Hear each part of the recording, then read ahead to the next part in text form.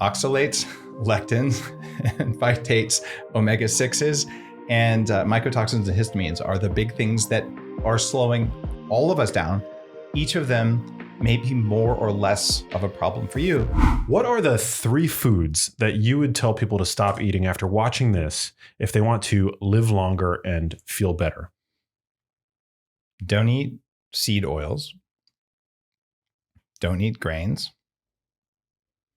And don't eat fake meat. If it tastes like meat and it's not meat, it is hacking your operating system and not for your interests. Wow. Seed oils, grains. Okay. Let's unpack the seed oils a little bit. Is it all seed oils? Is it like sesame seed oil?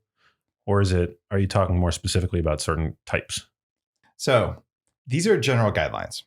And it's the same kind of thinking that says, well, okay, because sarin nerve gas is a plant protein and one of the most poisonous substances on earth, therefore you shouldn't eat any plant proteins. It's actually illogical. Same reason that, because spider venom is bad or some certain milk protein is bad, you shouldn't eat any animal products. It's just bad science. It's not even thinking. So seed oils, you can use them medicinally. Black seed or black cumin seed oil is really useful for you. There are times when you might want to take cold pressed, refrigerated in a dark bottle, flax oil for short periods of time to restore a balance. You might want gamma linoleic acid from borage seed oils. In fact, I use it in one of my formulas. So even grass-fed meat is 1.6% omega-6 oil, and you actually need omega-6 oils. What I'm telling you, though, is the vast majority of seed oils on the market that you're not taking for a specific enhancement effect is bad for you. So canola, corn, soy, safflower, sunflower, not very good for you. Sesame seed, relatively high in omega-6, relatively high in polyphenols, also in the top 6 most allergen, or also in the top 6 allergy-causing foods. So if you're not allergic to sesame seed oil and you don't overheat it and you wanted some sesame oil in your salad, go for it, man. Yeah. Also, you make sesame seed oil by pressing sesame seeds. It's a fairly innocuous, rudimentary process. Kind of like olive oil. Yeah. Right? We're not pouring hexane through there like we are to make canola oil. Exactly. Grains. What's the story with grains?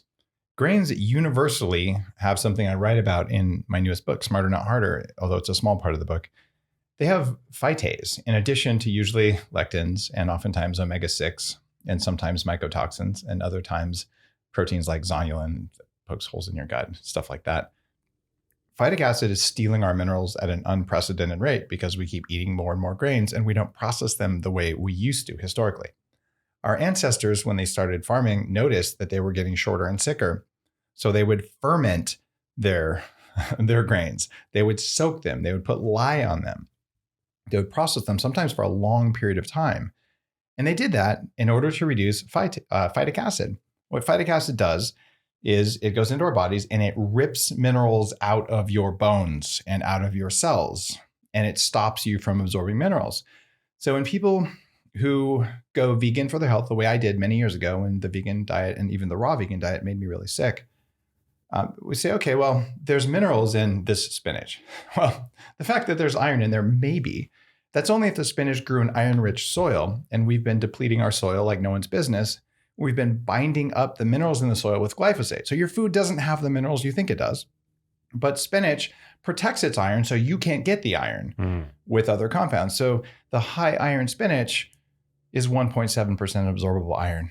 Wow. So the fact that there's iron in there doesn't matter if you can't use it. Yeah, that's true. Now, I definitely appreciate that.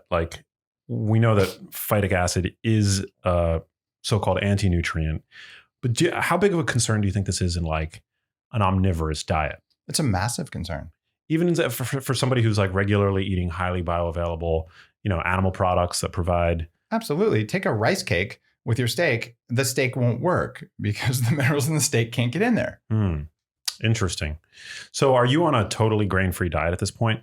No, I eat white rice, which is exceptionally low in phytic acid and anti-nutrients. The reason white rice is prized in every country where people eat rice is because they know that the phytic acid, the arsenic, and the gut irritants that are in the brown rice outer layer they do not make up for the fact that there's fiber in it. You can get fiber from other places that don't have all of those negative things. Yeah, I love eating like sushi with white rice with my sushi. Me too, man. It's cooked and cooled, which is what you want because that makes more resistant starch. And let's face it, you don't get meaningful vitamins from your brown rice. The fact that there's more of them in there than white rice doesn't matter because you have to eat 6 pounds of it or something to get enough vitamins to matter. And then you're just going to be fat. Yeah. And the fact that brown rice and beans is somehow a complete protein, it doesn't matter because you have 400 grams of carbs to get enough complete protein to make a difference. And then you are actually obese and really, really full and probably farting a lot. So like, let's just face reality. If you ignore a whole bunch of things that you just didn't want to pay attention to so you can focus on one good thing, you sound a lot like Big Food with the way that they sell food to us. Well, yeah, especially for people that are on like weight loss diets or lifestyles, because I mean, obesity is a major problem today, right? I was 300 pounds, man. It's your biggest focus when you're heavy. Yeah, you do want to be cognizant of like where your non-protein calories are coming from. And as you said, with like a bowl of like rice and beans, like it might provide protein, but it's also providing a ton of non-protein calories. And also, let's face it, the protein is crap. It's not the same as eating an egg, even if the amino acids were present, because what else comes with seeds and nuts and legumes, aside from phytase, trypsin inhibitors. It's almost like plants really don't want you to steal their protein from their babies. So they inhibit protein digestion. So in addition to the phytase, you have to eat another piece of steak with an equivalent amount of protein to what you got in your stupid plant-based proteins in order to make them available. Man, pissing off the vegans in the audience. I'm sorry, guys. I would love to just eat a bowl of gravel every day. It just doesn't work. And I fell for the vegan stuff hard. I was an early adopter. I mean, everything raw, everything vegan. And I tried vegan that wasn't raw. And I had my own sprouter that would sometimes get a little bit funky in there, the one with lots of trays. And I had my own dehydrator and my champion juicer. And I can blend Irish sea moss better than you and raw cacao and cold pressed coffee, even though coffee's already been cooked, but we pretend it's actually still raw for some reason if it's cooked and cold. I did all that, man. And I did it until I shattered my teeth because I depleted my minerals. And I really wish I could get all that time back. It was not good for me. And it took me several years to recover. And the first thing that you have to recover is your minerals. And that's why in Smarter Not Harder, it's not a book about nutrition. It's a book about here's the stuff that saves you the most time to get to the main goals people are looking for. And one of the lowest hanging fruit is not a sexy nootropic. It's actually good old fashioned minerals. And if you get your mineral levels back up, you have incredible bone density, which is one of the biggest and best signs of metabolic sufficiency, that your metabolism works. It also lowers your cause of dying and being disabled. So if your food doesn't have enough minerals anymore, even if you are eating healthy foods because the soil is depleted, and the foods that we're being told are healthy for us are depleting your minerals, I promise you, fixing this is not sexy. It's just the thing that provides the most leverage for all of the other biohacks that you might be doing. So if you're working out every morning like a good human and you're mineral depleted, you're doing it wrong.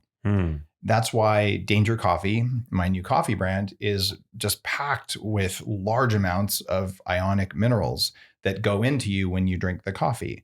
And that's there by design to help us restore it. And that's why when you drink it, even without butter and MCT, although it's good with those, what you feel is like your body's like, I have more. And it's not a caffeine thing at all. It's the body's sensors, what I call the meat operating system in the book, telling you minerals. Yeah, like I needed these. These are the raw materials for making ATP. These are the raw materials for making collagen. This is what's going to allow me to do what I'm trying to do, but I can't do because you didn't have enough chromium.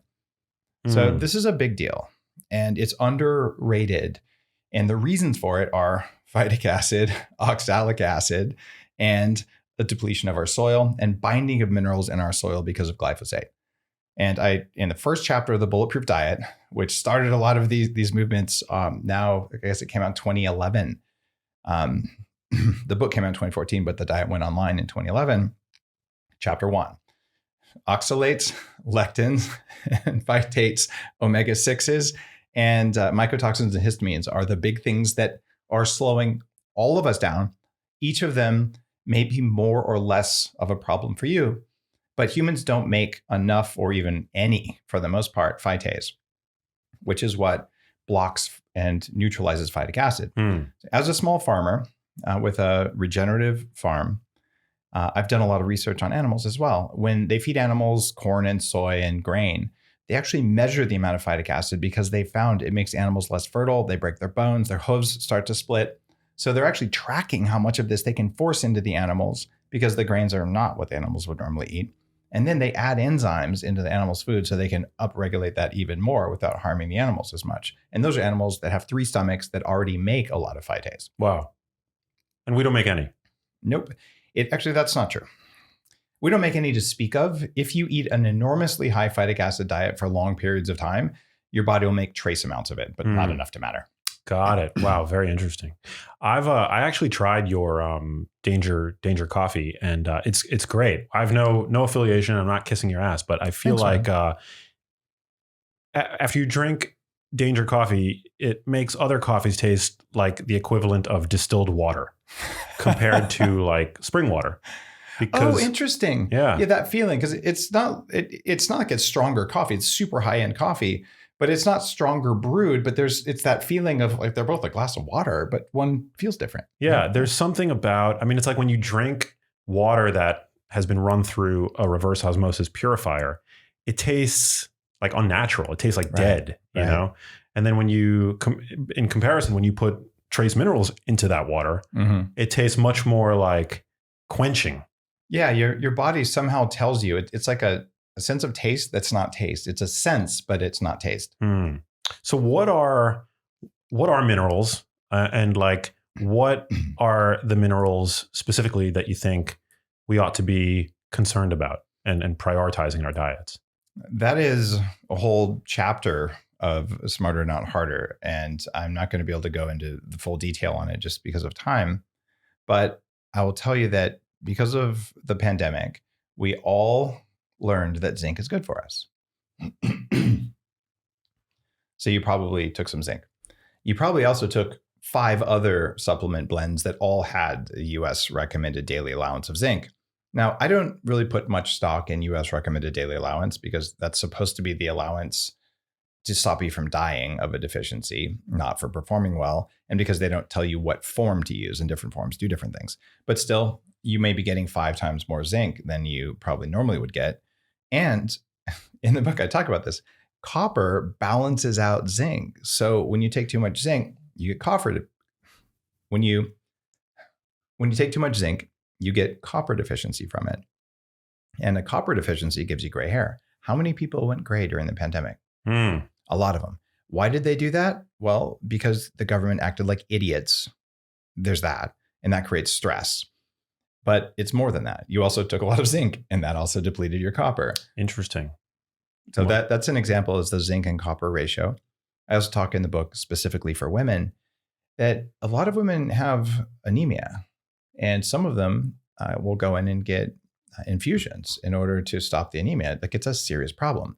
So then they go out and eat a lot of iron, not knowing that copper escorts iron into cells. If you're copper deficient, you can have enough iron to give yourself iron overload and still not make use of it. So what I recommend is you take macro minerals, and this is going to be about 4 pills a day. And that includes magnesium. I don't worry about calcium. People usually get enough of that, except for maybe some like raw vegans or something, in which case you might need a calcium supplement. If you eat a lot of oxalates, like if you have some sort of bizarre kale fetish. Here we go. And you just eat kale every day, which you don't. I just tease you about it. But if you're eating a lot of especially raw spinach and raw kale and beets are also a very high source of oxalic acid. You might actually need to take calcium specifically with that food, ideally even when you're cooking it, so that you can precipitate the crystals of oxalic acid out in your stomach and just do some damage to your gut lining instead of precipitating it out in your blood and then having little razor sharp crystals going around and giving you gout or vulvodynia or kidney stones. Interesting. But kale tastes so good, I recommend. No, look, people disagree with me on this. And whenever I post about kale on social media, there's always, now it used to be there. I was going to say there was always at least like one person in the comments, but now there's always at least a dozen people in the comments tagging you. It's so funny. I eat and I've said this, it's not that I don't regularly buy kale for my house, but I shop at a place in LA that makes a kale salad that I really enjoy. And so I will routinely eat that, but it's not every day. And when I do, it's not like I'm eating a whole bowl of it.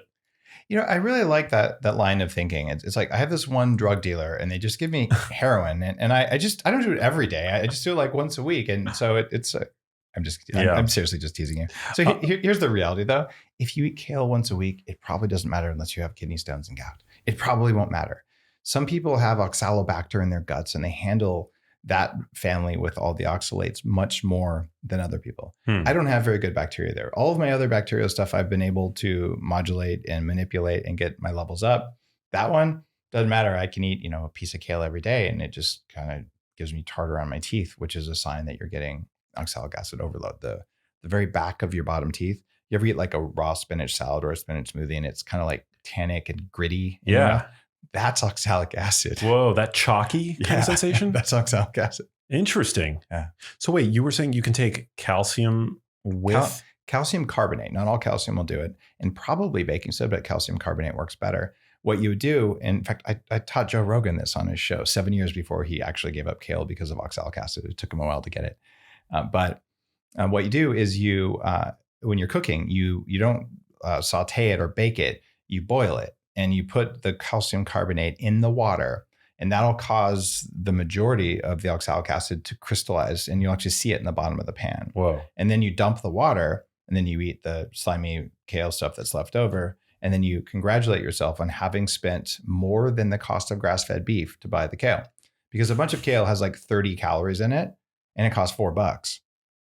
Well, 30 calories of grass-fed Wagyu ribeye is less than $4. Yeah, you're right. And it's like 30 calories of the dollar per calorie ratio is astronomical. Yeah. Especially for organic kale, which people should be eating. If it should be organic if you're going to eat kale regularly. It should not just be organic. It should be organic dino kale, because dino kale has about 30% less oxalic acid than lacy kale, or laciado kale, as they call it. Wow. So the stuff that you would put like at Pizza Hut around the salad bar, that was the largest purchaser of kale in the country, was as garnish that people wouldn't eat at Pizza Hut salad bar until 2004. The Kale Marketing Association spent $6 million to convince us that kale is food instead of garnish. Fascinating. So wait, dino kale is a type of kale that you can find at supermarkets? Yeah, it looks more like dinosaur skin. Not that we really know what that looks like, but it's darker, and it has less of the wavy edges, and it has more of, it looks kind of a little bit more cabbagey. I think I know what you're talking about. Yeah, it's also like darker in hue. It's got more polyphenols as well. Wow. So if you're a kale fetishist, it's like, some people want like patent leather instead of just like any leather. Like you want to be like one of those. I'm a kale fetishist, apparently. Okay, so you were talking about copper. What are some of your favorite sources of copper? The very best source of copper on the planet is dark chocolate, by flavor. By flavor. So if you're eating like 100 grams, like a good quality dark chocolate, you're going to get a good dose of copper. And if you don't do that regularly, then you can get copper from shellfish. But surprisingly, oysters are not a great source of copper because they have so much zinc, they stop you from getting copper. So other shellfish can work really, really well. Interesting. Wow. Okay, good to know.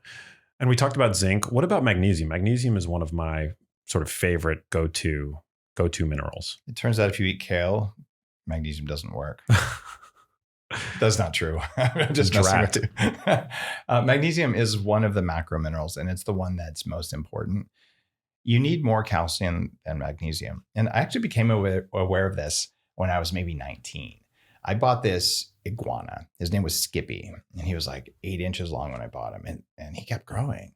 And he grew to be about 4.5 feet long. He'd ride on my shoulder like a parrot. I felt like I was like a lizard pirate. And in order to raise iguanas, you have to learn some things. And these are fundamental biohacking things. Number one, if you don't have a reptile light with ultraviolet in it, they die. And I remember thinking, I wonder why I don't need a reptile light. And then it was like 10 years later, I'm like, oh my God, I do need a vitamin D light. Who would have thought? And then I also knew that if I didn't supplement his mostly plant-based diet, because that's what iguanas eat, with a 2-to-1 calcium magnesium ratio, that he would also die. The thing for us is we usually have a lot of calcium just around in our diet, especially if we're eating dairy. And we're usually so deficient in magnesium that what you want to do is get your magnesium levels up so you have the right ratios in the body. And that's most important. Something similar happens with sodium and potassium, where people say you have too much sodium, but wait, you need sodium to manage stress, and we're all more stressed than we ever have been. So to cut sodium to the levels that are recommended by the government right now is so low that it increases something called renin in your blood, which increases your cardiac risk. So low sodium increases heart attacks if it goes too low. So when you're stressed, you naturally want more sodium, and that's just fine. But it's not just fine in a world where you have almost no potassium. So your job is to get your potassium levels up and eat as much salt as you want, as long as it's sea salt, because sea salt contains trace minerals. So I go through this in one of the chapters in the book that says, look, take your macro mineral supplement, take your trace minerals, or get it in your Danger coffee or not. And when you do that, every other thing you do, even if you don't do the other biohacks and you just go to the gym the way we used to, that's okay. You're still going to get more results. And when you try to think about something hard, it'll just work better because you got these in. But there's one other supplement that is as important as minerals that's intimately tied with minerals in a way that people don't understand. And that is vitamin D. Have you heard of that? No. Max. You have. DAKE. This is all of the fat soluble vitamins all together.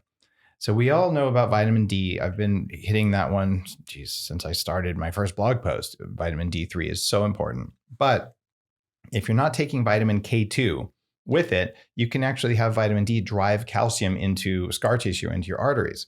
So it's critically important you get vitamin K2 and a little bit of K1 probably with your vitamin D3. But if you do that and you don't have enough vitamin A is part of what drives minerals into your cells, including iodine.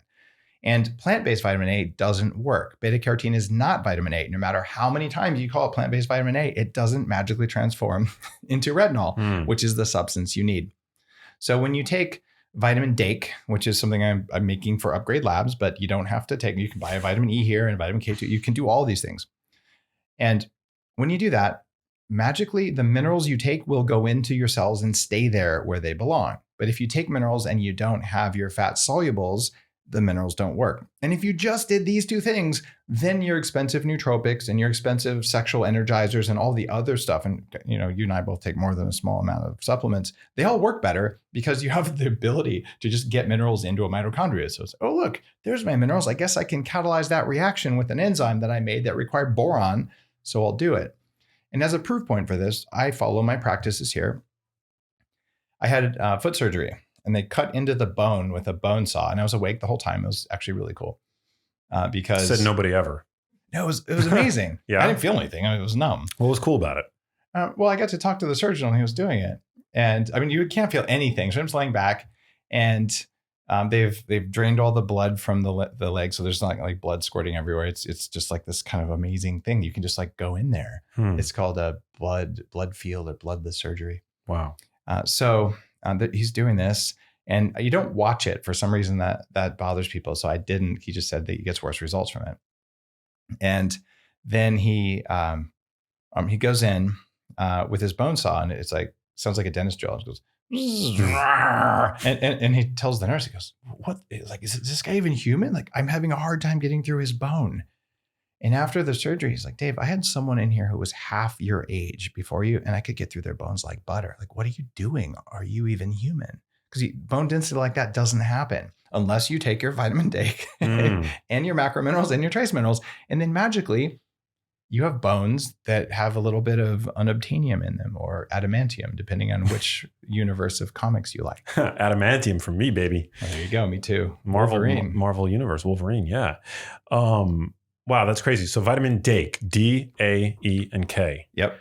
Obviously, people can take these from supplements, but if they're so important, I think it's worth touching on where we can find these in food. Why? Because so that people can go and optimize for nutrient density, which we know is so important to help them work smarter, not harder. Why is nutrient density in food important? Because, well, we have to eat, and we don't want to eat nutrient depleted food. But you are eating nutrient depleted food because it's grown in nutrient depleted soil. Are we going to pretend the food is high nutrient even though it's not? So what do you eat then? Like what's your diet at this point? Grass-fed, grass-finished steak, I do a variety of powdered organs, and I have since I started biohacking. My pregnancy book, I tell people to do liver Those are powder. all loaded with fat soluble vitamins. Oh yeah, I those know. foods. Yeah, they absolutely are, right? And then I eat organic vegetables, and I eat some white rice. But I am under no misconception that those will deliver enough nutrients to me to allow my body to thrive in the world that we have created that has way more toxins than Mother Nature. So it is a fool's errand to pretend that your serving of pinto beans or liver has X amount of minerals in it, because it probably doesn't. The chart you're looking at was based on an animal that ate something or another a while ago. And if you look at the ranges, they're incredibly huge. So you can go to a calorie and a food tracker app that tells you that is all masturbation. It feels good, but nothing productive happens at the end. You simply don't know what's in your food. And that's okay. You can still be safe and not know what's in your food. I know it's in my food because the highest nutrient density food on the planet is my vitamin D, A, K, E, because it's 100% nutrients except for the gelatin in the capsule. And that's also good for you. So you're saying that you think today it really is necessary to supplement. The only person who should not supplement is the person who lives in nature in a wild area with no artificial lighting, no non-natural EMFs, which means you have to blow up Starlink, and only eats wild-caught food. In that case, your life expectancy about 45. Just because what? We have a world that is soaking in toxins we made. And you don't have to be afraid of it. I would like to, and I'm working very, very ardently on fixing that. But right now, you are getting a ton of endocrine disrupting chemicals. And in Smarter Not Harder, I talk about like removing obstacles is smarter, not harder, reducing friction. So you could say, oh, it's hard to drive, so let me make a more powerful engine. You could also say, well, what if we just like put some grease on the bearings so the wheels would turn? Maybe we could take some weight out of the trunk. Magically, you can drive now. So we have major issues with toxins. So calcium D-glucarate is another one of the unusual supplements I talk about here. If you take nutrients that allow your body to have a super powered detox system, you can thrive in a world that has more toxins than normal. If you have more minerals than you would have gotten from food if the food had minerals, you can thrive in a world that maybe isn't the perfect world, but still has amazing opportunities. I'm like, you can pick up your phone, which contains blue light and contains non-natural EMFs and probably endocrine disruptors in your case, and you can access more information than a king from 50 years ago, the most powerful people on earth, and it's free. Okay, that is a benefit. But since you're going to do those other things, you might as well just make your body really resilient, because resilience is one of the big 5 things that people are asking for. What I did to write Smarter Not Harder, so I opened Upgrade Labs about 8 years ago underneath Arnold Schwarzenegger's office in Santa Monica. And it's still open today. And in fact, it's franchising across the country. We're opening dozens of locations. And you can go to ownandupgradelabs.com. You can open a biohacking facility in your neighborhood. The thing that it taught me, though, is if someone walks in the door, they don't know what to do. And they say, I want to be healthy. I'm like, oh, what does that mean? And I don't know, let me ask you that. What does healthy mean to you? Oh, man. Well, to me, I guess it means feeling really good in my body and feeling resilient and feeling at peace and feeling strong. Okay. Feeling whole. Obviously, the absence of disease. Feeling energized. You hit some major points there. The ability to manage stress. For the first time ever last year, people asked for that more than weight loss because we're so stressed, right? And that's because of isolation and because of people illegally taking control of our fundamental human freedoms. And that makes people stressed. Just not being able to see smiling faces, not being able to see your friends, and having economic distress. Those things happen, right? So stress management, you talked about. So ability to handle stress better. You talked about energy, which is another one. In fact, those are 2 of the 5 categories in the book where I teach you, here's the ways to do it. It turns out energy is intimately tied to metabolism, which is tied to weight loss. So I actually put having more energy and losing weight, it's actually the same thing. The things that make you lose weight give you more energy. So some people ask for that. Some people ask for energy, stress. Some people ask for more muscle. And you mentioned being strong. That's another one. Other people say, I want more cardiovascular endurance. I get tired playing with my kids. I get tired walking up the stairs. So cardiovascular is different than strength, and they want that. And then let's see, which is the fifth one that I'm missing? Oh, cognitive function. That's a massive ask. You don't go to the gym for that, but people are now asking for that. So when they come into Upgrade Labs, I actually give people a quiz, and the same type of quiz information is in the book, and the quiz itself is on daveasprey.com. And you can go there, and I help you identify what is your top goal for biohacking. And you're unlikely to be able to say, of those 5, this is most important, because there's all these little trade-offs you make. So I use statistical analysis and all that. At Upgrade Labs, we use an AI-backed system that helps to figure out which interventions, which biohacks are going to work most quickly for you. And we measure you with thousands of variables. Then what's your goal? Oh, what's the fastest path to get you there in the least amount of time? And the reason I call it smarter, not harder, Max, is that we have fetishized. I don't know why I keep talking about that, but I mean, normally it's about kale with you online, but we have fetishized as a species grit and working really hard and struggling and suffering and sweating. I don't want to do that. Is that okay? Right? I feel like I just don't. I'm willing to. And okay, I think I know how to apply grit and willpower. Like I've built ginormous companies. I've done a lot of things in the world, right? And I've overcome the weight loss. I didn't want to do all the work I had to do for that. In fact, the reason I can build big companies is because I do less work than other people, because I learned how to be good at that. So on one hand, our meat operating system, the part of our body that runs when we're not looking, it wants you to lay on the couch, because if you lay on the couch, you won't burn any calories, and then you won't starve to death in case there's not enough calories. So this is an inborn mechanism that drives all of human progress. Oh, I was really tired of shoveling horse manure, so I built a car. Right? I was tired of waking up at 4 a.m. to let my bread rise, so I made baking powder. Like these are massive labor-saving things. We are driven in our bones to save time and energy by our laziness. So laziness is a sacred virtue. And here's how sacred it is. Have you ever dated someone who came home and said, Max, I saved $500 on this handbag? Yeah. Okay. Have you ever dated someone who said, Max, I spent $500 on this handbag? Yeah. Really? Okay. Well, I've spent it, but not. They don't talk about it. But not I've deliberately overpaid. There you go. What you'll find is that companies have figured out this hack for the meat operating system. They will tell you how much money you save in big letters, and your operating system is like, yeah, savings. That's like laying on a couch. I got you. And you're like, but man, you gave me a $200 discount on the handbag or the shoes or the watch or whatever it was, but you still spent $500, but we ignore the effort. We don't want to pay attention to effort. So you can do the same thing when you learn the biohacks that are in Smarter Not Harder. And the motivational factor there is you just acknowledge that your body doesn't want to do this, even if you know as a good person you're capable of doing it. So when you do something that takes 5 minutes, but gave you the benefit of an hour, you don't go, man, I had to do 5 minutes of whatever. You go, I just saved 50 minutes. Just like the person comes home because I saved so much money. It was half off at the store.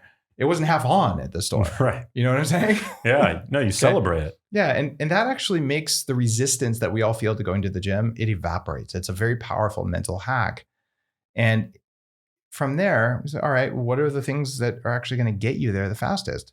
And what I find in those 5 big domains, but there's 2 subdomains that are side effects of this. I just want to mention them because they're in the book. They're not the main focus, but they're things you get. One of them is improving sleep. And the other one is improving sex.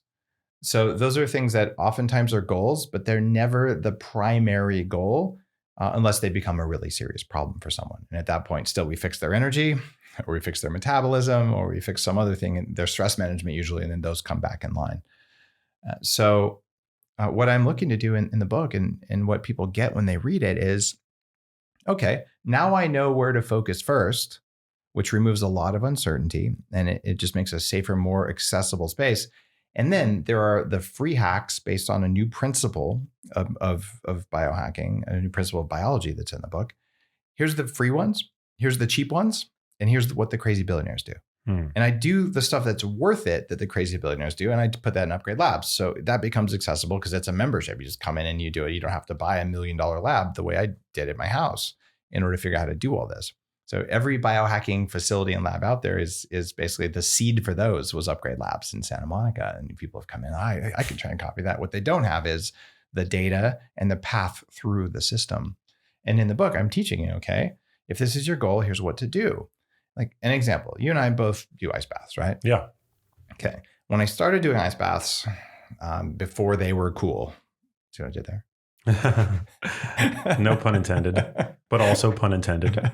I just saw I said that was not intended, but it was funny. Anyway, so before it was in vogue, I said, all right, I bought an agricultural tank at my farm, a little plastic $79 thing. Actually, it wasn't little, it was big. Then I'd go to the convenience store and I'd spend $40 on bags of ice, and I'd drive to my house and I'd put them in the water, and then I'd leave my trunk open so it could dry out from all the water so it doesn't get all funky in there. And then I would throw away the plastic bags, and then I would do my ice bath. That sucked. It was a lot of money. It was a lot of time, and I wouldn't do it every day because I just frankly didn't have a half hour to go do it. And if I was rich at the time when I was starting this, I was absolutely not. I maybe could have hired someone to go buy ice, and then this is ridiculous. So what we've done since then is we've said, oh, well, I'll just buy a really nice cold plunge. And I have one. A lot of people have those now. Or in my house, I have liquid nitrogen cryotherapy because that's what I use at Upgrade Labs. Actually, now we have an electric one too. But the idea there is there's various levels of accessibility for this, but the ones that we think are cheap and easy aren't, because it's actually $30 to get enough ice. So how do I teach people who are reading the book to do the free version of cold therapy? Because cold therapy takes advantage of this new principle that I'll show you in a minute. The easiest way to do real ice therapy isn't actually a cold shower, although that helps. And we've probably both talked about cold showers. Hit your face, hit your chest for a minute. Studies show that if you expose yourself for 3 days to cold temperatures, that is the amount of time it takes to change the amount of compounds in cardiolipin, which is a critical part of your mitochondrial membrane. That's why after 3 days, suddenly it doesn't suck to be in cold, but the first 3 days are miserable. Wow. Because your cells, your meat operating system tells you, it's cold, you're going to die, get out, get out, get out. And eventually you listen to it and you're not going to die in 1 minute of a cold shower, but it sure feels like it. But the body goes, oh, wait, I guess I'm going to have to deal with this. And it just edits itself and puts more cardiolipin in there. And then you're like, oh, I actually feel really good after this. Well, the cheapest and easiest way to get that, at least to get many of the benefits, is a salad bowl. And you take a salad bowl as big as your face, you put some water in it and freeze it overnight. The next day, when you want ice therapy, pour some cold water in there, let the ice chill it, take a deep breath and bend forward and stick your face in the water for as long as you can, which is probably going to be about 8 to 10 seconds before you get a cold headache. And then you go, that sucked. And you do it a couple more times. And then the next day you do it again. And now you didn't spend any money on ice, but since most of your temperature receptors, or at least the densest ones, are on your face, and you get your vagus nerve that way, you actually get really strong biological benefits, and it didn't cost you anything. And you do this every night, and magically your sleep improves, your nervous system gets stronger, and maybe then a cold shower doesn't matter. Maybe then you go to a facility like an Upgrade Labs with, whole body therapy and all that kind of stuff, but it's not necessary to get some of those benefits. Wow. So you can actually acclimate to colder temperatures by putting only your face into cold water. Yeah. I got to the point where I just bought a snorkel. I'll just leave my face in there for 5 minutes. Well, your skin is looking good these days. It's probably really good for your skin as well, right? It is really good for your skin. Yeah. It tightens up your collagen. So there's a principle that has never really been talked about that I could find in any papers. I could find signs of it everywhere, but the picture wasn't put together. And it's part of the reason I wrote the book. It's a new principle in biohacking, and it's called slope of the curve biology. I mentioned earlier, our bodies are strategically lazy. And so anytime they can get you to save energy, they will. They're particularly lazy around thinking, because your brain uses about 15% of your calories as a small amount of space. So it's an energy hog. It takes a lot of energy to think hard. So if you can make an intellectual shortcut that saved a lot of thinking, you'll just do it and it'll feel so natural and you'll be absolutely convinced of what you believe. The intellectual shortcut that's easiest, the lowest hanging fruit, is if something is good, do more. If something is bad, don't do any. Now, this is a problem because that's not how biology or the world actually works. So See, cortisol, it's a bad stress hormone, right? If you have low cortisol, you will get sick and you will die. Like low cortisol is worse than high cortisol, but low cortisol bad, low cortisol good, right? Same thing. Intermittent fasting good, starvation not so good. Exercise good, I will do it every day. And I did this when I was young, when I was 300 pounds. I exercised for 702 hours Yikes. in 18 months. This was 90 minutes a day, 6 days a week. And I did half weights, half cardio, got to where I could max out all but 2 machines at the gym. And my treadmill was 15-degree incline, wearing a weighted backpack. Couldn't run because of knee surgeries. But after all that, low fat, low calorie diet, you'd be like, well, calories in, calories out. I heard it from a bully on the internet. Well, I still had a 46-inch waist and I still weighed 300 pounds. Yeah, I had some muscle. And now the calorie bullies will tell you, you were eating Snickers bars. You're lying because what happened couldn't have happened. And the response to that is, well, guys, there is a drug you can give cattle called Zeranol, and it makes the cows fat on 30% less calories. If the drug can exist, which it does, because farmers keep buying it because it seems to work, and it's cheaper to give them the drug than it is to buy a lot more food. Right. If that drug can exist, the calories in, calories out people who keep telling you to drink Diet Coke and cancel it out with a Snickers bar, all that nonsense, they're just people who were bullied. And they're very angry, and they're going to tell you about their story, and they're not interested in learning, and they're just not our people. and so it's like, if you're one of those people, like, get help. Yeah. Like, your mother actually loved you. I'm sorry she was mean to you that one time. You are enough. Okay.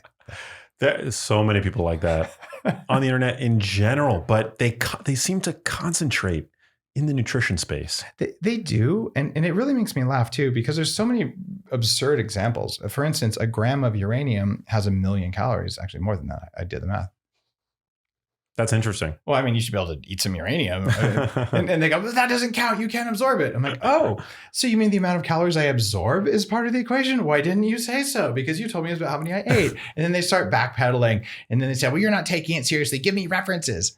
When someone says, give me references, and I say, well, I wrote a book with 1,400 references. Oh, I don't read that kind of book. I believe in calories. And I'm like, you keep believing in calories, man. The reason you're acting this way is that you're malnourished and you're hungry all the time, and that makes you angry. When you're angry all the time, what will happen is you don't have enough electricity to turn on the prefrontal cortex in order to catch your emotions so that you can act in a way that's worthy of respect. People who are at full power are kind to each other. Not always nice, because sometimes just the kindest thing to do is say, dude, get out of my space. But we are able to choose our state and maintain it even when a troll comes after us. And this is why Danger Coffee is called Danger Coffee. And it's why I wrote Smarter Not Harder, is that when I exercised that much, I was actually depleted. I was empty and I was a jerk, right? When I was a raw vegan, by the time I was done, I was incredibly emotional. It's a very hard time to hang on to my emotions. When I did the full-on carnivore diet, as I was testing the edges of the bulletproof diet back in 2010, I did 3 months of straight carnivore. And my sleep went to where I was waking up a dozen times a night without knowing it on my sleep monitor. And I just felt like a zombie all the time. And I was just irritable and cranky. So you can get to these states, and those are not states of high performance or strength. You can overdo these things, and being malnourished will make you be unkind to other people, and it makes you volatile and reactive. And one way of creating peace on earth is to make sure that everyone is so weak and tired and downtrodden that they cannot do anything but be peaceful because they can barely get through the day. Yeah. That was me with chronic fatigue syndrome. Like, wow. I was angry, but I couldn't do much about it because I was too tired. And the other way is to make a world where everyone is dangerous because they're so full of energy. Who knows what they might do? I know what people do when they're full of energy. They improve themselves and they improve the world around them because we are wired to do that as a species inside our cells and our bones. But we will not do that if we don't have our minerals. We don't have a signal from our environment to improve. And the definition of biohacking, the art and science of changing the environment around us and inside of us so we have full control of our biology. That includes control of your thoughts, control of your emotions, control of how you treat other people, how you treat yourself, how you treat animals, how you treat the soil. But if you are easy to program because you are beaten down and malnourished by a food pyramid, you will not be dangerous.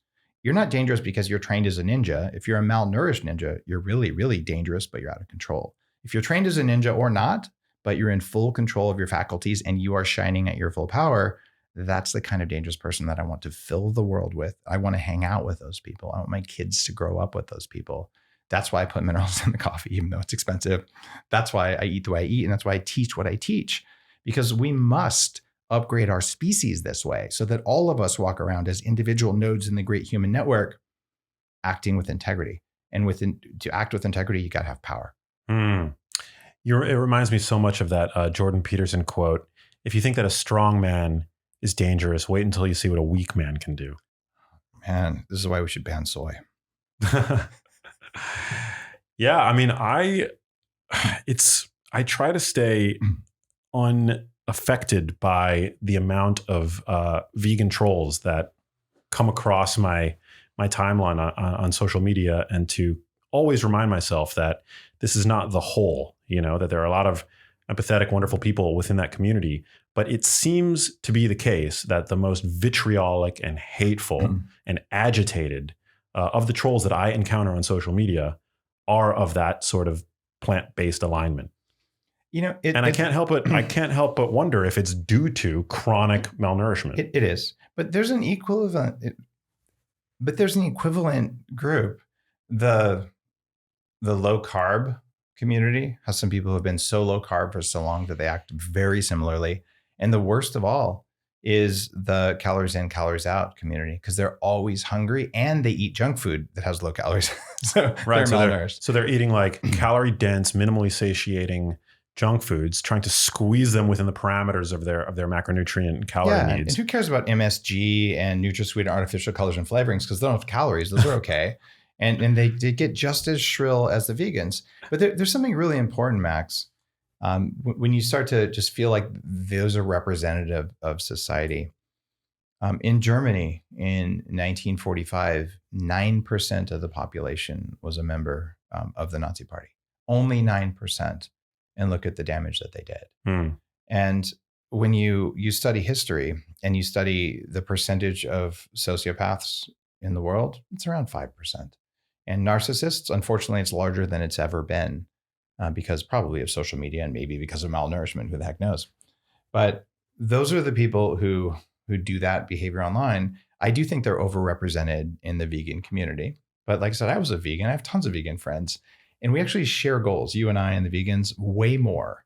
And I presented at David Wolf. He's like a raw vegan. I presented at his conference and I walked up and I'm like, guys, I've been a raw vegan and today I'm a lacto, ovo, beefo, porco vegetarian. And I hope we can be friends because I care about soil and I care about animal cruelty. And here's the case for eating ghee along with your vegetables, because you'll make better use of your vegetables and you'll create better soil and the animals won't suffer. And I came back the next year and 2/3 of the audience by a poll of hands had started eating ghee because of that. David sells ghee today. Wow. And I'm so grateful that they did me the honor of being willing to consider my words. And I care about deaths per calorie. I learned about that from a Tibetan Lama outside of Lhasa in Tibet. And he blew my mind. I was trying to tease him for having a yak skin on his prayer pole. I'm like, you say no killing, you kill the yak. One death feeds everyone. Complete peace about it. And as a farmer, there's a sacred thing. We nourish our animals and we care for our animals and we wake up in the middle of the night and we take care of them. We stop predators. We nourish them and they nourish us. And it's a sacred cycle and it is not evil. What is evil is torturing an animal and then killing it in distress. You don't do that. And the big companies that are doing that need to stop. But the solution to that is not to eliminate animals from the world. And if we go all plant-based everywhere, that's what will happen. There'll be like 6 cows left on the planet and someone protesting that they might fart, even though vegans fart 7 times more than non-vegans. And we haven't measured their exhaust gases. They're probably responsible for global warming right there. Yeah, definitely contributing to it. By the way, that's an actual study, the 7 times more. I saw the headline. I did not read the study, but I'll take your word for it. Yeah, I mean, I think what people don't, when they look at you, like, I think oftentimes they don't understand the man behind the brand and the fact that you have achieved a lot of credibility in multiple areas of your life, but in two ways that I think are most relevant to this conversation. One, you are a farmer. I've been to your farm. That's real. Yeah, that's real. And two, I've eaten meat that you've raised. Did it taste different? It was great. Yeah, it was like pastured pork or something. Yeah. But then also that you did something that's incredibly difficult to do. And that is that you've lost over 100 pounds and you've kept that off. Just 100. I never lost over 100. Oh, unless just you 100. count, losing 20, gaining 30, losing 30, gaining 40. I did that. So maybe it was over 100. But I mean, that's, both of those things. I think like, a lot of people, there's a lot of armchair experts on the internet today. And you're somebody who's like been in the trenches and you lost the weight and you've raised animals and you know what it's like. Thanks, Max. Yeah. So, I just think people need to better understand where you're coming from. I started what became Bulletproof as a blog. I ran a nonprofit anti-aging group, and I was going to start it as a nonprofit. I just wanted to share information that would have prevented me from going through all this in my early 20s, my late teens. Just I spent hundreds of thousands of dollars getting well, and then hundreds of thousands of dollars getting way more than well. And like, man, if I'd have just had good advice, if I'd have just known how it worked, it would have been like a $10,000 problem. And I would have never been hungry, never been a jerk the way I was. And I would have had pants that fit. Like, it would have been so nice. And I suffered greatly. And it was unnecessary. So I went to my board of directors of the nonprofit, said, we need to start writing this. Like, I want to do this. And the board started arguing with me about URLs. I'm like, I can't do this. So I started my own blog. And I had a job, Max. I made $250,000 a year and I had stock options at a publicly traded company. I was VP of cloud security at Trend Micro. I'm a computer hacker. I'm a Silicon Valley dude. Like, I already have a career and I have a baby. I have 2 babies. Like, the worst thing I could ever do is start a company. But eventually I was just called to it. People kept getting more interested. And I say, does anyone want to try some of this coffee? I'm tired of passing out when I drink bad, moldy coffee. I thought the market size was 0 and maybe 20 people, and the market size was more than that. And it just happened. And I'm eternally grateful for that. But it happened out of a desire to make sure that guy who's 22 years old, like I was, maybe 23. I'm in Entrepreneur Magazine, and I'm wearing a double extra large t-shirt. My face is all bloated, and I look kind of like a lesbian. I'm androgynous because my testosterone's at 200. Damn. I'll show you the picture after this. And like, man, my life was not good then. And there was no reason for that. It was because of just like deception and unevenly distributed knowledge. And the knowledge that was out there wasn't packaged in a way that I could have absorbed it. That's all that drives me on this stuff. I don't have to do this stuff that I do. I want to do the stuff that I do. And it's because I've seen the soul pain that happens when you're obese and you've starved yourself like hundreds of times and you've just burned your willpower out. And it doesn't matter. You stay fat and you feel like you're a failure. And like, no, you've got this whole operating system that's running a different thing you don't understand. And the things you feel guilty about actually aren't a problem. And you're just doing it wrong. And that's all that's ever motivated me. And it's, I'm just honored that people listen to what I say. So. Yeah. Well, a lot do. Are you still drinking bulletproof coffee every day? I drink Danger coffee these days because I'm really focused on minerals and things. I do sometimes put MCT oil. I usually use the brain octane from Bulletproof. And I sometimes put collagen. I use the Bulletproof collagen. And sometimes I put butter in it. Sometimes I don't. It depends on my day. And this is what I've always taught. A lot of the calorie trolls, like, Bulletproof coffee has 400 calories. You have to get fat. And I'm like, well, okay, we could talk about, where the fat goes in the body and all kinds of things about bile and whatever. Or they could read what it says in the book, which is, depending on your body weight and your energy consumption and your hunger levels, put the right amount of butter and MCT oil for your day. And I promise you that if you were a vegan for the first 2 years of drinking Bulletproof coffee or any coffee with butter in it, butter will be like your best friend. And every time you put butter in something, you'll get this like glowy feeling about it's like, oh, like if I could only absorb it through my skin, I would rub it in. And you need it. And after almost exactly 2 years, suddenly it becomes nice, but not like the most pleasurable thing on earth. That's because the half-life of fat in your body is 2 years. After 2 years of eating butter or other tallow and other natural plant or other natural non-plant-based fats, ones that are compatible with your biology, your body's like, okay, I replaced half of your cell membranes now with good fats. And then you're like, I'm at a new level. And after that, another 2 years later, you'll replace 75%. And then 2 years after that, it's 80 something percent. And then, you could probably eat some French fries cooked in canola oil. It's bad for you, but it's not going to break you the way it would have a few years ago. So it takes time to restore minerals. It takes time to restore fat. It takes time to restore fat soluble vitamins like vitamin D. But these are, that's 2 chapters of Smarter, Not Harder. The rest of it is, how do we get your meditation? In fact, the whole back third of the book is like spiritual stuff. Like hurry, meditate faster is a thing. Because I believe, as you mentioned earlier, your audience's time is valuable. It's exceptionally valuable. And they choose to invest it in listening to your show because they think they're going to get more back than they put into it. And you deliver on that. Well, what if the time in the gym wasn't delivering as much as it could? That's a big reason that people don't like to go. Most people don't go to the gym. They say they do. They own memberships, but there's $400 million a year of zombie memberships that people just never go. But they have it because they feel good about themselves. And that happens because the ROI on going to the gym is not very high. But if I can use this slope of the curve biology hack, which is behind almost everything in the book, turns out your body doesn't respond to how much work you do.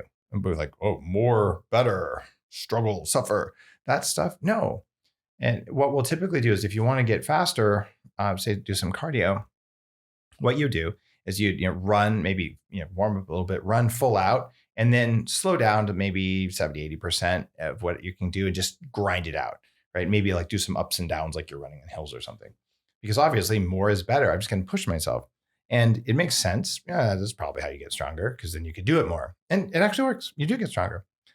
There's a study that shows if you were to do 5 days a week, 45 minutes a day of spin class, after 6 or 8 weeks, you'll improve your VO2 max, which is the gold standard for cardiovascular stuff, by 2%. If you apply slope of the curve biology, which is behind the hacks at Upgrade Labs, you could do 5 minutes 3 times a week and get a 12% improvement. So you got 6 times better results in, let's see, instead of 45 minutes times 5 hours, whatever that is, you're doing 15 minutes a week. Oh, and you didn't have to change clothes and sweat. And no instructor in spandex sweated and told you, woo, go team, we can do it. You just don't have to do that. If you love it, go do it, man, go do it. But understand, it didn't work very well, right? And so I just believe that your audience's time, my readers' time, it's incredibly precious, and so is their energy. So that means that we owe it to them to say, this works better. You will get it better. And slope of the curve biology means that it's how quickly you can turn on a stressor, whether it's heat or cold, whether it's cardio or muscle, and how quickly you can turn it off. That's what drives your body to change quickly. It's not how much you can do and then keep doing. That actually tires the body. And the body's like, well, yeah, I'll get around to getting more resilient, but man, that almost killed me. So wow, you could get a signal in as long as you can chill as soon as you get the signal in. And we just don't naturally do that because we think that we have to do more. But what AI systems, machine learning, and neuroscience is showing is that whether it's from neurofeedback, where I'm doing at 40 Years of Zen, or that I'm doing now at Upgrade Labs, or whether it's even something like cold therapy or fasting or any of the other hacks out there, how fast can you make yourself change? Another example, and all these, there's free versions of it. You could say, I'm going to meditate because I want to be more resilient or smarter. So close your eyes. Or you could do some breathing. And the studies show that breath work with meditation puts your brain in the states you are looking for more quickly. So hurry, meditate faster is a thing. And if you do that, it works. And we are learning over time all of the techniques and technologies so that you can have control of your state. And this is a big focus at 40 Years of Zen, which is my neuroscience facility in Seattle. It's a 5-day brain upgrade thing. And what's happening there is we have the largest database on Earth of high resolution scans of high performance brains. And that's according to my neuroscientist team at the University of Victoria. So that means I can compare your brain to a set of people who are doing big things versus a set of random people who probably eat, Taco Bell every day. And their brains don't work as well if they eat junk food every day. And they're drinking alcohol, just a beer or two a day, whatever. It's like those harm your brain. So I want to know, what do the like most interesting brains in the world look like. How do you rank compared to that? How do we train you to do that? And the old way, well, clearly sit in a cave. It's 20 years later, you'll be fine, right? And we'll bring you soup once a week. And this is what we used to do. But I know that with all of the tech, all the ability to measure, all the ability to compare, all the ability to show your meat operating system what to do automatically, it wants to improve and it wants to not waste any energy doing it. That's why Smarter Not Harder is worth it, because even a spiritual path can be accelerated in a safe manner so that we can show up for the world the way the world needs us to show up. This is music to my ears because I'm pretty well versed in the benefits of meditation, but I just don't have the discipline to do the often prescribed 20-minute dose of meditation twice a day. I just don't.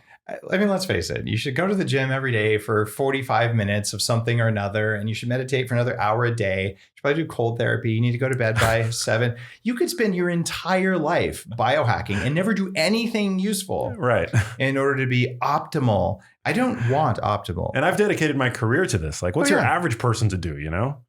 It's a hopeless task, actually. Optimal is not even going to happen for most of us. It's kind of a dirty word in my vocabulary. Because it means making these trade-offs. I want better. I don't want to say, oh, it was an optimal day because I did an inefficient meditation for just enough and an inefficient workout for just enough. Like, how about I did a workout that got me everything I wanted in 5 minutes. I got my meditation done in 12 minutes with neurofeedback, although really it's 20 right now. And then I had so much time left over. Yeah, I did some cold therapy and I needed a little bit more restoration. So I did some stuff to chill myself out with pulsed electromagnetic frequencies or whatever the heck it was. And then I went out and I totally slayed my day. And then I came home and I had really good sex after I ate some steak. Sounds like a perfect day. Doesn't it? Yeah. That's not optimal. That's just improved. That's what we're building. And you have to be able to do the things that get the signal into your body in a small amount of time. Otherwise, there are people who are making money off telling you to do it slowly. These are not bad people. They're not deceiving you, but systems evolve that way. I mean, there's a reason diet sodas exist. You make a ton of money selling people a product that doesn't work very well, so they'll keep doing it. Yeah, it's crazy. Sex is one of those. Sex is a pretty good. I mean, you brought up sex twice already. It's one of the things that I think is a pretty good litmus test for health. You know, we were talking about like defining health earlier. Yeah, it's like if you're horny, hungry, and happy, there you go. You're probably doing pretty well. You're absolutely right. And it's funny, if you're hungry for too long, you won't be horny. So you got to be hungry enough, right? And if you're afraid, you won't be very hungry and you won't be very horny. And so our job is to shift our species out of fear, out of hunger, and into love, and that includes sex. And then in my work, the fourth thing that comes after that is into community, because every organism on the planet, whether it's a single-celled, yogurt culture, or a slime mold, or an elephant, or a forest of trees, they support each other. We're wired. Just all life does that, but we won't if we're malnourished. And we won't if we don't have love in our life. And you can't have love in your life very effectively if you're malnourished. It's really hard. And people do, and they do their best. Having had chronic fatigue syndrome, having had the severe brain fog, having had the obesity and arthritis before I was 30, I just lived all that stuff that's supposed to happen when you're 70 before I was 30. And I'm not going back, right? And I don't want anyone to ever experience that. And I don't think we have to as we age either. So to do it, though, to lead a life that you want, that's worthy, you've got to have some time to do the things that are worthy. And that means you cannot spend all of your time doing less effective things like picking up rocks and running away from tigers. All exercise. Oh, we're going to concentrate the rocks into steel. That's the biggest innovation in exercise in a long time. Or maybe we're going to run away more or less fast. So I just go through for each of these domains, say, look, here's how we've always done it. Here's step 1 better, step 2 better, step 3 better. And you can pick the one that's the right cost and the right effort and the one you like. And most importantly, you're not going to focus on all 5 of these at the same time, unless you do it by taking your minerals and your vitamin D, because that does affect all 5. Everything else, you're going to say, so you're going to focus on your brain and you go through that. I actually tell you, if you focus on your brain as your top goal, here's the benefits you're going to get for all the other domains that come for free. But if you focus on your brain, it's probably not going to do that much for your muscle gain, but it will do a decent amount to help your stress management and your resilience. And at the end of the day, we're working to build these 3 levels of spiritual growth that people experience. And this comes out of Buddhism. And I'll use the Western words because they're just easier to comprehend. And frankly, I don't remember the words in Tibetan or Sanskrit or whatever. So the first level of personal growth, when you have the energetics to do this, just like your meat's working well enough, it's empathy. You can feel empathy for another person. That means you can feel their emotions. So if someone's suffering, okay, you feel that. If someone's happy, you feel that. This is a level of spiritual growth. Great. A lot of people don't have that. You have to completely lack empathy to follow an order to lock someone in their house when they want to leave. Like you don't have any empathy left in you. It's been beaten out of you, programmed out of you, or starved out of you. And the next level above that is compassion. And it's a higher spiritual state. And compassion comes from, well, yes, I don't have to feel your pain, but I wish you well. And I wish you no suffering. And you do it automatically and it's not conditional. So you walk in a room, you wish everybody well. You have compassion for them, even if they're doing you wrong. And that's hard to do. That requires forgiveness. A lot of the 40 years of Zen technology is actually around making sure that you forgive a harm. So compassion is a very high spiritual state, the Buddhist loving kindness and all of that. But the highest state that they teach you about above compassion is the one that actually drove me to name Bulletproof what I named it. And it's called equanimity. And it's called equanimity. And equanimity, another word for that is resilience, but it's deeper than that because equanimity is the monk who can meditate in the middle of a storm. Nothing can pull that monk out of his state, his chosen state.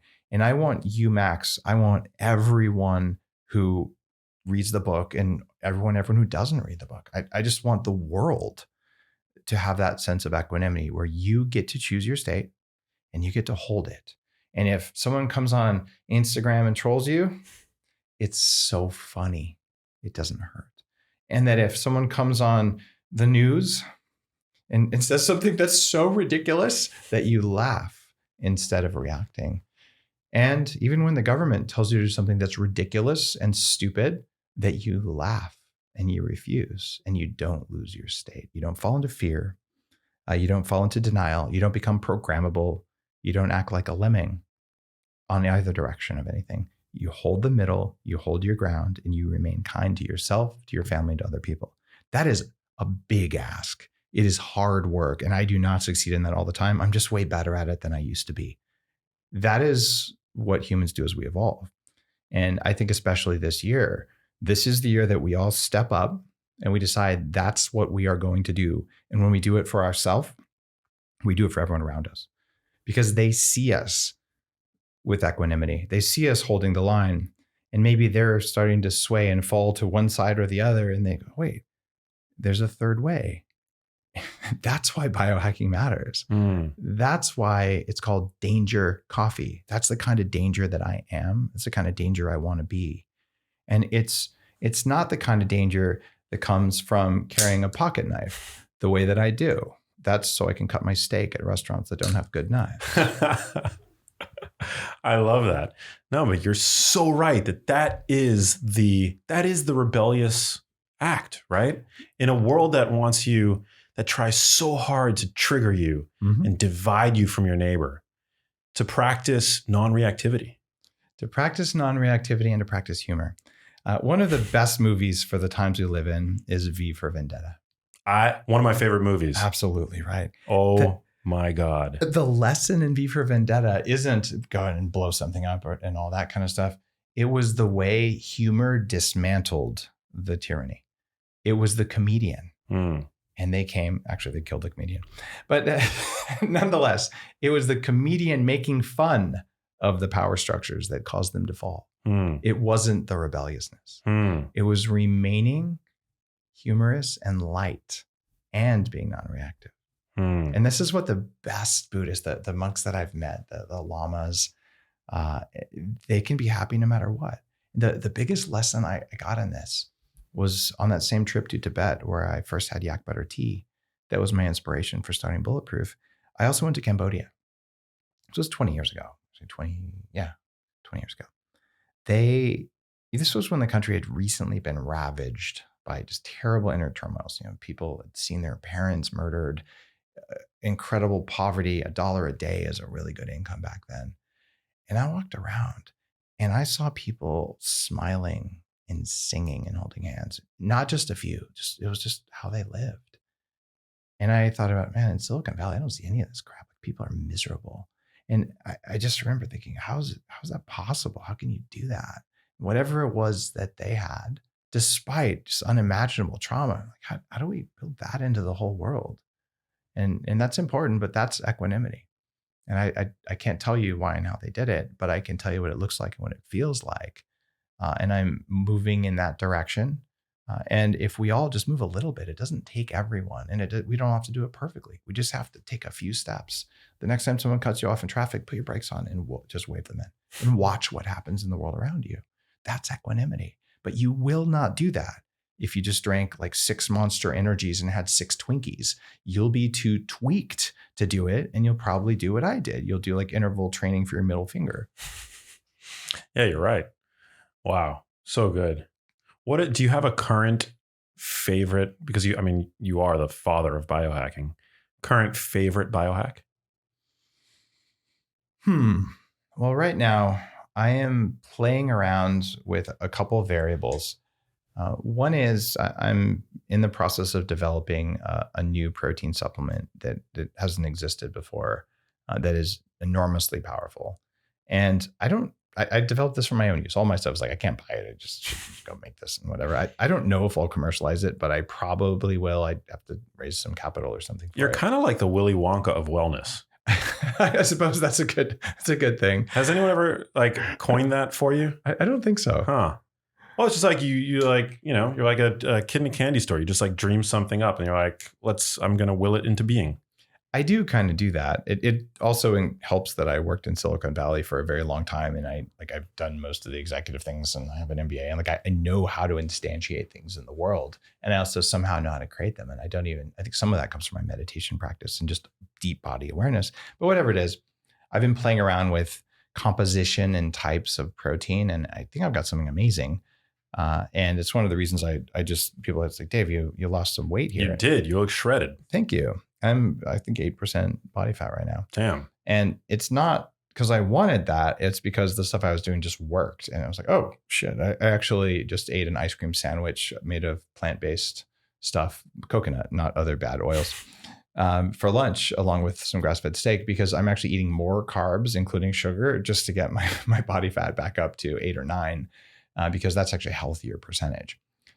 So if I can accidentally drop body fat and never be hungry and not try, that seems like a cool protein. So I'll probably find some funding or a partner or something for that. And so that's one of the biohacks. The other one is I've been playing around with the type of testosterone that I use. Now I'm kind of the opposite of Liver King. And, I actually think Liver King's a badass because of just the amount of work that he does, like the incredible dedication and grit and like all these workouts. And of course, when you do that kind of work, you should be using a $10,000 a month stack of testosterone and peptides. I would. I mean, like that's awesome. He just should have told us. Yeah. Like it's okay, man. Like, welcome to being a biohacker. So I'm not that. But when I was 26, I was diagnosed of having less testosterone than my mom. And I mean, it shows. I look androgynous in my pictures. I see myself, I'm like, God, that doesn't even look like me. So I've been on testosterone therapy all except for 2 or 3 years. When I was developing the Bulletproof diet, I went off testosterone to remove that as a variable.